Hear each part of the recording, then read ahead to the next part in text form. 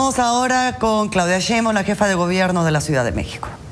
Quisiera aclararles, les voy a leer un pequeño escrito que elaboré sobre la declaración que hice ayer por cualquier mala interpretación. Inclusive nos comunicamos con el presidente Coparmex aquí en la Ciudad de México. Estamos, por cierto, en diálogo con todas las cámaras en la ciudad, ¿no? Así va a ser, así va a seguir siendo. Y estamos evaluando con ellos distintas acciones. Siempre las acciones tienen que ver con los propios ingresos del gobierno, los ingresos estimados, si se van a reducir los ingresos de acuerdo a esta situación que estamos viviendo, y qué tipo de apoyo requerirían las empresas. Como ustedes saben, nosotros hemos orientado principalmente al apoyo de las familias, a partir del apoyo que estamos dando de 500 pesos más los 330, o sea, 830 pesos para alrededor de 600,000 familias en la ciudad por niño y niña. Es decir, cada niño, cada niña recibe 833 pesos, recibió en abril, y tenemos contemplado, si es necesario, un siguiente apoyo el siguiente mes. Y tenemos los microcréditos, que se abrió la plataforma y están haciendo toda la evaluación, y ya el lunes les podemos dar datos que ya iniciarán los microcréditos de 10,000 pesos, pagaderos a 2 años con 4 meses de gracia. Eso es lo que hasta ahora hemos dado, pero no cerramos la puerta, seguimos platicando con las cámaras aquí en la Ciudad de México para ver qué otros apoyos, de acuerdo a un balance que hagamos entre todos, porque es muy fácil decir, damos tal incentivo fiscal, eso representa menores recursos que significarían menor obra pública en su momento, o menores ingresos para la ciudad para poder apoyar en el momento en que salgamos de la contingencia. Entonces, esto es algo que no es porque sí o porque no, sino está elaborado a partir de un plan integral de desarrollo económico. Entonces, ayer me refería fundamentalmente a las grandes empresas. Entonces, estuvimos hablando con el Instituto Mexicano del Seguro Social, y según datos del IMSS y de la Secretaría del Trabajo del Gobierno de México, las 2 primeras semanas de marzo se despidieron alrededor de 56,000 empleados en la Ciudad de México. Lo revelador del caso, del análisis de la información que estamos compartiendo, es que tan solo 10 empresas han despedido a 12,000 trabajadores y trabajadoras. Es decir, el 21% de las personas que se quedaron sin trabajo durante las 2 primeras semanas de marzo fueron dadas de baja por 10 empresas. ¿Dónde está lo relevante? Que quizá esta información no la tengan las cámaras de comercio, es que los despidos se hicieron antes de la declaratoria formal de la contingencia, de la emergencia sanitaria. O sea, las empresas especularon y recortaron su personal y dejaron desde antes de la emergencia sin empleo. Estamos hablando de 10 empresas en particular que representan un porcentaje muy importante. Hay ejemplos de empresas que despidieron a todos sus trabajadores, empresas de 600 o 700 empleados que de un día a otro se quedaron con 0 trabajadores. Esto con información del Instituto Mexicano del Seguro Social, con un convenio que hemos firmado para poder tener esta información. Empresas con 3,000 colaboradores que de un día a otro se quedaron con 1,000. Esas son las empresas a las que me refería el día de ayer y a las que me refiero, no a las microempresas, no a las pequeñas, no a las medianas. A ellas le estamos, sobre todo a las microempresas, otorgando el crédito. Desde ayer identificamos a estas compañías, y la secretaria del Trabajo, la doctora Soledad Aragón, ella se está comunicando con estas empresas para conocer cuál fue la razón. Y la idea es concientizar si estas conductas persisten, entonces ya estaríamos pues hablando de otras acciones, ¿no? No podemos entender como grandes empresas que tienen grandes ahorros, que han hecho muchos recursos a partir de su trabajo en la ciudad y de que han recibido a muchos clientes desde la Ciudad de México, teniendo los recursos suficientes, especulen y antes de la emergencia inclusive hayan hecho estas acciones. Entonces nos referimos precisamente a estas muy grandes empresas. Para las pequeñas, para las medianas empresas, estamos trabajando con las cámaras. El lunes también estamos trabajando con una idea de la alcaldía de Iztapalapa para poder apoyar directamente a la gente más vulnerable. Se está viendo si otras alcaldías pueden entrar a este esquema. Entonces el lunes ya estaríamos anunciando algunos apoyos más para las personas, y en el caso de la micro, pequeña, mediana, estamos platicando con las cámaras, estamos en diálogo ahí para ver algunas otras acciones de acuerdo a un programa integral que permita sobrevivir en este periodo de contingencia y tener el mecanismo para que, saliendo de la contingencia, podamos potenciar el desarrollo económico de la ciudad, sobre todo un desarrollo económico que promueva la equidad. Este diálogo, a partir de este diálogo, ¿cuándo tendrá el anuncio de cuál es este programa integral? Y entonces no descarta diferir impuestos para estas pequeñas y medianas empresas. Sí, estamos platicando con ellos, ya estamos viendo a ver qué acciones se podrían desarrollar. Hay un mecanismo, por ejemplo, que ahora han anunciado los grandes empresarios, que hablan de apoyar a las micro y pequeñas empresas. ¿Se acuerdan? Nosotros hace como mes y medio más o menos, o 2 meses, anunciamos con el secretario de Desarrollo Económico, con Fadlala Cabani, un programa en donde las pequeñas empresas se ligan a los grandes establecimientos comerciales como proveedores. Entonces, ese esquema ya lo tenemos armado. Nosotros ya iniciamos ese trabajo desde antes de la contingencia, desde antes de la emergencia sanitaria. Entonces estamos viendo a través de estos esquemas cómo podemos potenciarlos desde el propio gobierno de la ciudad, y algunos otros esquemas que permitan pues que esta pandemia internacional, que México no es la excepción, pues podamos mantener un esquema pues de menor sufrimiento a las empresas y sobre todo a las personas más vulnerables. No hay fecha estimada para dar a conocer este programa. Por ahora no tenemos la fecha. Como ha hecho el presidente Obrador, ¿usted daría a conocer estas empresas que menciona que despidieron a tanta gente? Sí, vamos a hablar está hablando Soledad con ellos, y a partir también de la respuesta que nos den, pues ya estaríamos, si no, en condiciones de hacerlo público. Y doctora, también para preguntarle, pues las trabajadoras del hogar en la Ciudad de México, que es la entidad que más las concentra, han dicho que han sido víctimas de despidos y que aparte se agrava porque no tienen seguro social ni contratos con qué reclamar, y no hay un programa especial para ellas. ¿Qué se está planeando para atención a estas mujeres, a estas trabajadoras y trabajadores del hogar? Sí, es lo que comentaba, que estamos trabajando con las alcaldías, algunos programas, sobre todo de apoyo alimentario, y también a las microempresas en cada una de las alcaldías.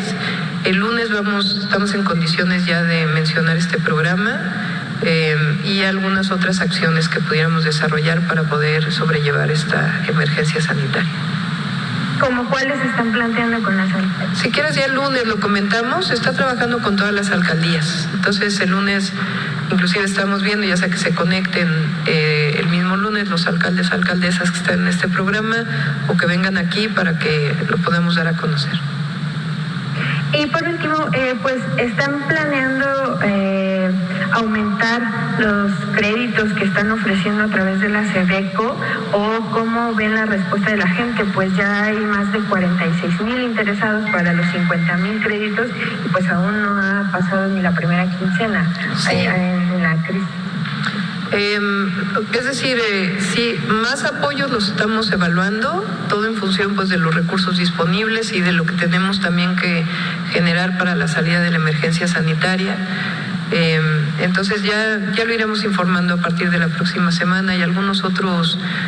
Ha habido también muchísimos empresarios que se han acercado a nosotros, empresas, para solicitarnos que quieren donar equipo, quieren donar material, inclusive recursos económicos. Estamos viendo que la donación de recursos económicos sea a través de alguna fundación, que no sea directamente al gobierno.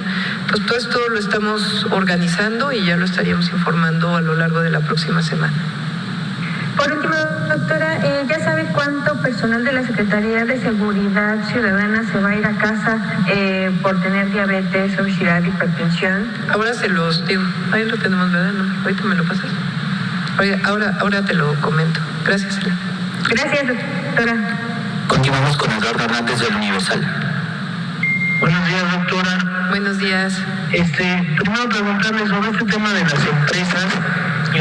La Coparmex dice que esto es ilegal.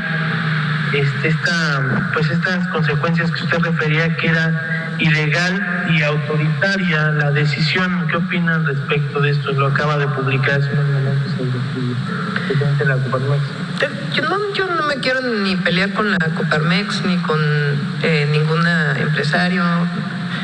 Lo que me parece muy injusto es que grandes empresas que tienen muchos recursos económicos hayan despedido trabajadores las primeras semanas de marzo. Más bien el presidente de la Coparmex y todas las cámaras deberían de estar generando las condiciones para que esto no ocurriera. Yo siempre he dicho, la Ciudad de México es una ciudad solidaria y también requiere empresarios y empresarias solidarias. Entonces, yo creo que al revés, las cámaras deberían de ayudarnos a que las grandes empresas, sobre todo aquellas que tienen mucho capital, que tienen posibilidades de soportar esta condición, lo primero que hicieran fueran solidarias con sus trabajadores, trabajadoras, como muchísimas grandes empresas lo han hecho. O sea, no estamos hablando de una generalidad, ni mucho menos. Estamos hablando de un grupo de empresas, de grandes empresas, que especularon previo inclusive a la decisión de la emergencia sanitaria. Y no me parece que eso sea correcto. Y ahí más bien yo le hago un llamado al presidente de la Coparmex a que él hable con las grandes empresas y que ayude a que sean precisamente ellas las que su capital, eso que han acumulado durante tantos años, y que qué bueno también, porque es bueno tener empresarios en el país, grandes empresarios, empresarias y en la ciudad, pero que hoy que tienen ese capital, pues una parte muy importante lo utilicen para el apoyo de sus trabajadores y trabajadoras. Doctora, preguntarle, según el modelo Centinela, serían alrededor de 6,000 los casos en la Ciudad de México y no los 855 aproximados que se tenían. La gente sigue sin acatar el 100% llamado de quédate en casa. ¿En qué momento sería o se pensaría endurecer las medidas, o qué otras medidas analizan ahorita en la administración de la Ciudad de México? Sí, que estamos esperando a que, pues al trabajo que tiene ahí la secretaria, ahora le doy el micrófono. Ellos tienen varias reuniones con la Secretaría de Salud Federal, en donde se analiza, ayer el propio subsecretario habló de una fase 3, entonces todavía no están definidas, pero se está trabajando en ellas. Y yo, es cierto, es esta parte Centinela que también nos puede platicar Oliva, pero hay una parte importante, y es, también hay que reconocer a mucha gente que está haciendo un gran esfuerzo en la ciudad, porque si solamente decimos es que todavía mucha gente no entra a su casa, es cierto, también hay mucha gente que no ha asumido con toda responsabilidad este llamado, pero les podemos poner los datos, no sé si los tienes, de movilidad, para que ustedes también vean cómo hay muchísima gente que también responsablemente y con todo lo que significa de sacrificio está asumiendo esta responsabilidad. Aquí está el dato de transporte público, se los mandamos también ahí a su chat. El metro sigue reduciendo, ahí hay un piquito que corresponde al domingo, que parece una reducción menor, pero en realidad es porque el fin de semana, en comparación con los otros fines de semana, no parece tanto. Pero si se fijan en todos los modos de transporte, pues realmente sigue habiendo una reducción, la tendencia es a disminuir. De igual manera, trabajo que estamos haciendo ¿se acuerdan de las antenas de celulares? Y todo esto también muestra una reducción en la movilidad de alrededor del 55%. Y también en transporte privado también hay una reducción muy importante. Entonces hay mucha gente que está con este llamado que hemos hecho, con esta emergencia sanitaria, y pues no nos vamos a cansar de seguir haciendo el llamado, porque de eso depende que los casos no sigan creciendo.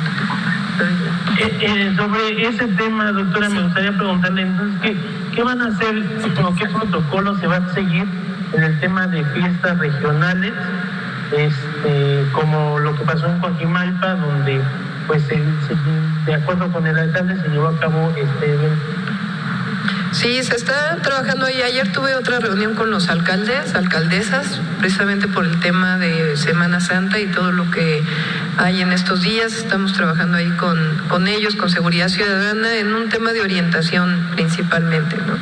Han hecho una gran labor los alcaldes y alcaldesas de trabajo con muchos de los pueblos originarios, que son los que más tienen festividades en esta época, y en la mayoría de los casos pues ha habido un reconocimiento de que pues tiene que disminuirse la participación o cancelarlo y posponerlo para otro momento. Entonces, te comento igual el tema de las muestras centinela y todo eso. Sí.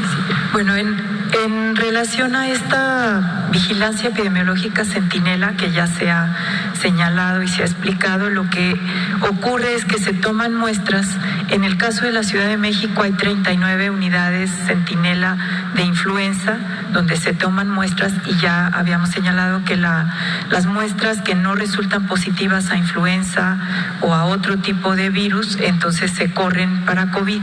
Ese es un grupo, y la otra son 16 centros de monitoreo COVID, centros de salud de monitoreo COVID, donde también se están tomando muestras, y entonces esto alimenta al sistema de vigilancia epidemiológica centinela, que significa efectivamente que tendríamos más infectados, o sea, hay 855 confirmados y con las estimaciones alrededor de 6,000 infectados. Hay que decir que de esos 6,000 infectados, el 80% va a cursar o asintomático o con cuadros leves. Esto es muy importante porque ¿qué es lo que se visibiliza? Aquellos que van al hospital y aquellos que requieren una atención especializada. Entonces esto es muy importante señalarlo, y por eso la doctora Sheinbaum señala que la próxima semana ya estará incorporando en los reportes algunos datos sobre hospitalización, porque nos va a dar una dimensión detallada de lo que está pasando en la ciudad. Pero sí, los 6,000 casos, los 6,000 estimados infectados, es posible que estén con cuadros leves y con cuadros asintomáticos. Y como ustedes saben, lo que necesitamos es que la gente permanezca en su casa para que reduzca la propagación, para que se disminuya la velocidad de contagio, para no contagiar y no contagiarnos, y en esa medida tener una curva epidémica aplanada. Secretaria, preguntarle, entonces estos casos que han ido aumentando, porque ahora sí ya ha habido un aumento más grande de casos, ¿están dentro de los márgenes? Sí, efectivamente, y de las estimaciones que se han estado previendo. Estamos en esos márgenes, en las estimaciones y también en el horizonte de atención hospitalaria y de atención hospitalizada, de atención hospitalaria especializada. Y por último, ya preguntarle, doctora, el Estado de México endureció medidas como el usar cubrebocas en la calle, debido a que van a tomar el ámbito metropolitano en la Ciudad de México. ¿Me explicarán la medida? Sí, como estamos trabajando muy coordinadamente tanto con la Secretaría de Salud del Gobierno de México como con el Estado de México, hemos tratado de ir igualando las medidas para que la zona metropolitana enfrente de la manera más eficiente la epidemia. Entonces la recomendación en la ciudad será uso de cubreboca de tela, no quirúrgico, no médico, sino de tela en transporte público, porque en reconocimiento a todas aquellas personas que no pueden permanecer el tiempo que se está sugiriendo en casa, que requieren movilizarse. Entonces la recomendación es en transporte público, uso de cubreboca. ¿Y cuándo harán ese anuncio en redes sociales? sociales o cómo se llama? Sí, lo vamos a empezar a publicitar ya desde este día en todas las páginas de la Secretaría de Salud, del Gobierno de la ciudad, y sobre todo vamos a colocar cápsulas informativas del manejo higiénico de estos cubrebocas, porque si no se manejan correctamente pueden convertirse en focos de infección.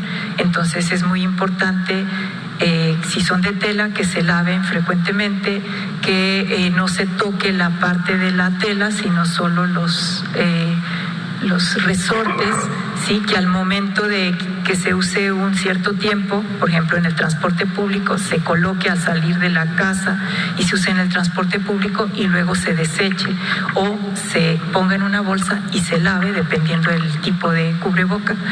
Este tipo de recomendaciones son muy importantes porque si se quita y pone, si se deja en cualquier lado, si se guarda en una bolsa, si se deja sobre una mesa, puede convertirse en una prolongación de nuestras manos contaminantes. Entonces, eso es muy importante para la población. Vamos a empezar a sacar estas pequeñas cápsulas desde hoy. ¿Será solo en transporte público o va a ser en otros, se va a recomendar en otros espacios? Esencialmente es en transporte público. Ayer conocimos de la medida del Estado de México y como bien dice la doctora Oliva, lo que queremos es que a la hora de anunciar la recomendación, es una recomendación, se haga pues toda la difusión del buen manejo de un cubrebocas, porque si no se puede convertir en un problema en vez de ser un apoyo. Entonces por eso nos estamos esperando un poquito más, pero en efecto sí hay la recomendación de utilización en el transporte público. ¿Habrá sanciones, doctora? No, por lo pronto es una recomendación. También estamos viendo ahí con nuestro secretario de Desarrollo Económico para que puedan estar disponibles en cualquier lugar y ver también si podemos nosotros hacer una primera donación. Estamos trabajando en ello, pero sobre todo lo más importante es que ya la recomendación oficial publicada venga acompañada de esto que decía Oliva, de una campaña para que se haga el buen manejo. No queremos que sus cubrebocas ande tirado en la calle, ni mucho menos, porque puede ser un foco de infección. Muchísimas gracias. Gracias. Continuamos con Jorge Almazán de Milenio.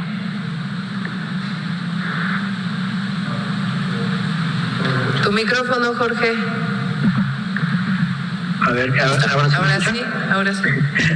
Doctora, buenos días. Para preguntarle primero sobre esto de los comercios, de los establecimientos. ¿No se está cayendo, bueno, aunque se hable con los dueños y todo por estos despidos, no ya se cayó en infringir la ley por despidos en masa, haya sido por cualquier cosa el motivo, y más en esta contingencia que fue mucho antes de la contingencia de los despidos? ¿No ya se está haciendo acreedor a una multa o algo necesariamente con estas empresas? Sí, ahí está nuestra secretaria del Trabajo trabajando con Luisa María Alcalde, secretaria del Trabajo a nivel federal, porque es ilegal. Entonces, evidentemente tiene que haber ahí una parte de sanción y es fundamentalmente a través de la Secretaría del Trabajo. Los propios trabajadores también pueden denunciar y apoyarse por la Procuraduría del Trabajo que tenemos ahí en la Secretaría del Trabajo. Pero además no está de más hacer este llamado directo para que pues reconsideren esta situación que pues desarrollaron inclusive previo a la emergencia, que es lo que es desde nuestra perspectiva pues una política absolutamente injusta. Es decir, estos 56,000 personas que han sido despedidas en este periodo, ¿podrían regresar? ¿Se reintegrarían sus trabajos? ¿Cómo podrían quedar con ellos?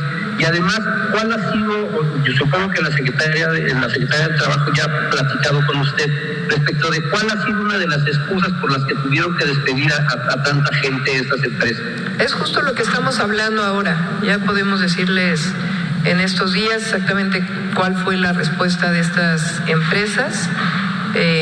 Esperemos que haya una reconsideración y ahí es donde yo me refiero, que si ellos son solidarios con los trabajadores, responden a una ciudad solidaria. Y si no, pues además de la propia ley del trabajo y lo que establece, pues también tendríamos que revisar en el momento en que ellos quieran incrementar negocios en la Ciudad de México.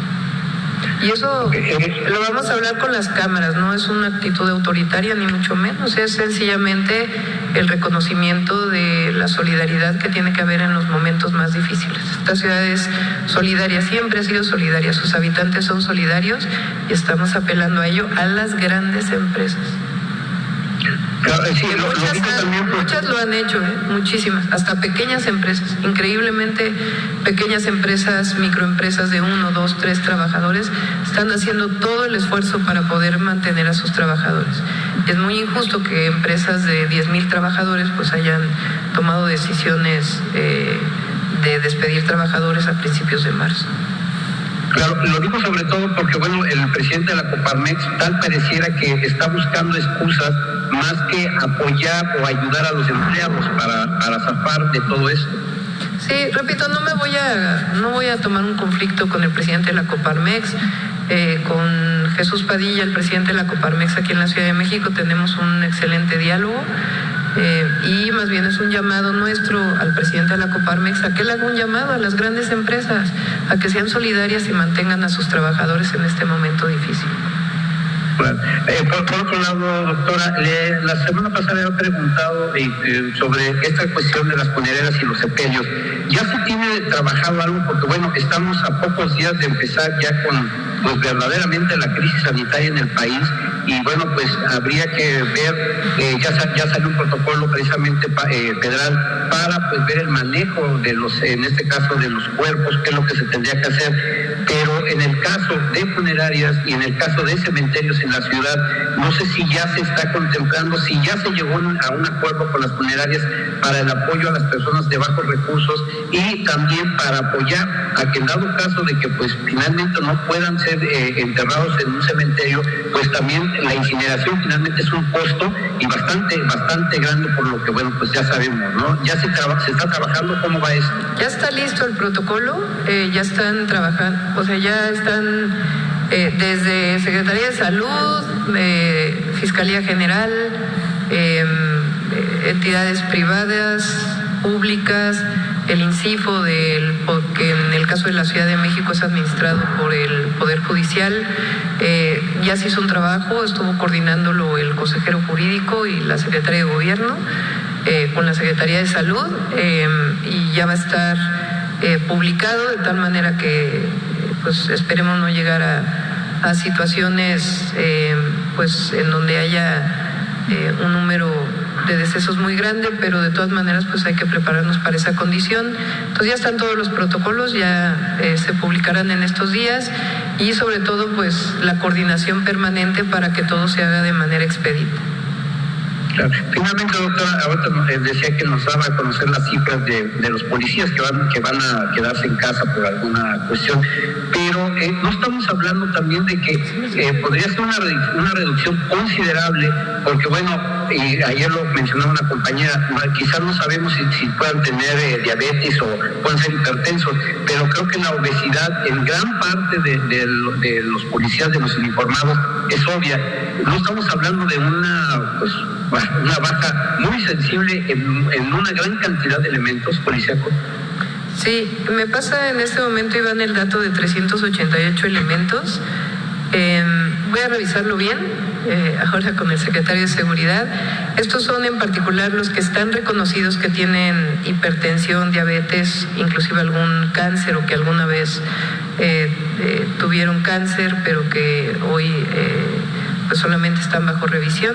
Estos son 388, pero hay más elementos que han sido enviados a sus casas también por edad.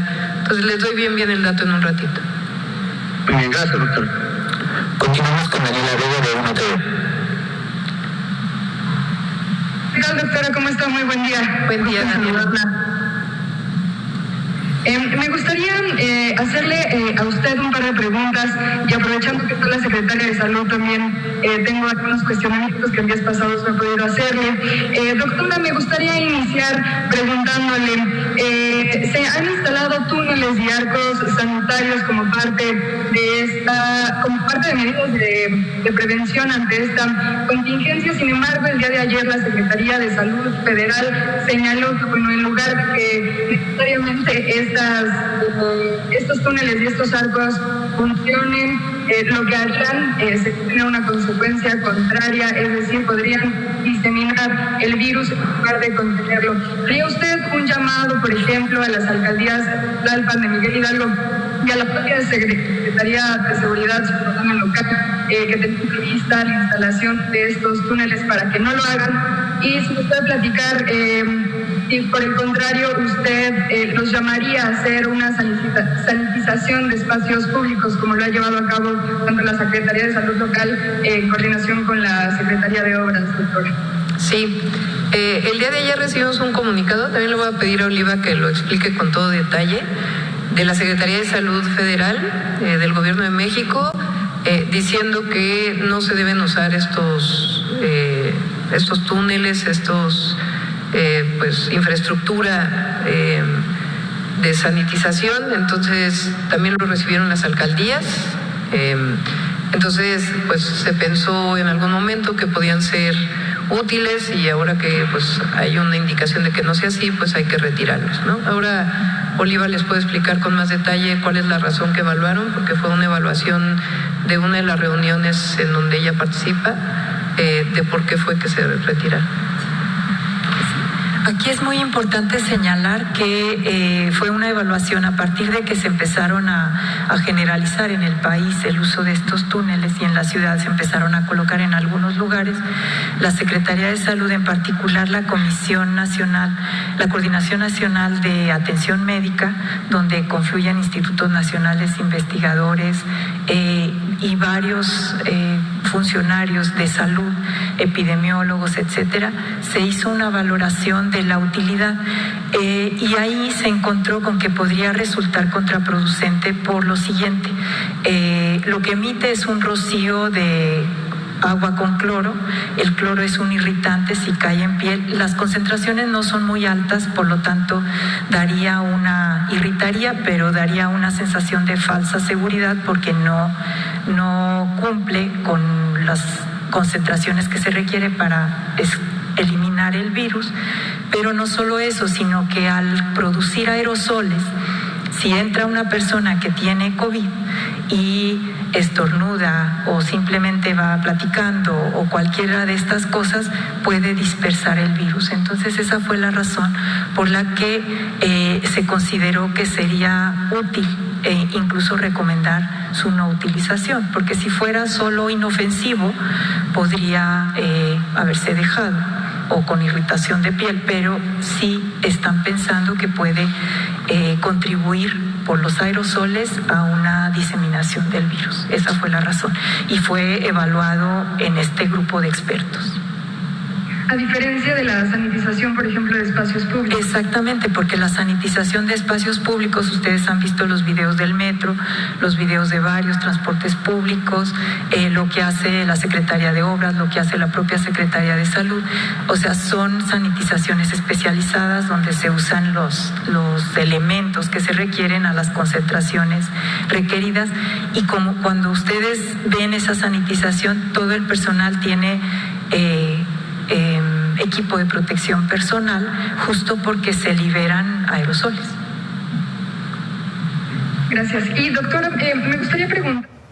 Bien, pues aquí estamos escuchando la conferencia de prensa de la jefa de gobierno capitalino, Claudia Sheinbaum, hablando sobre pues la numerología que va hasta hoy en cuanto a casos.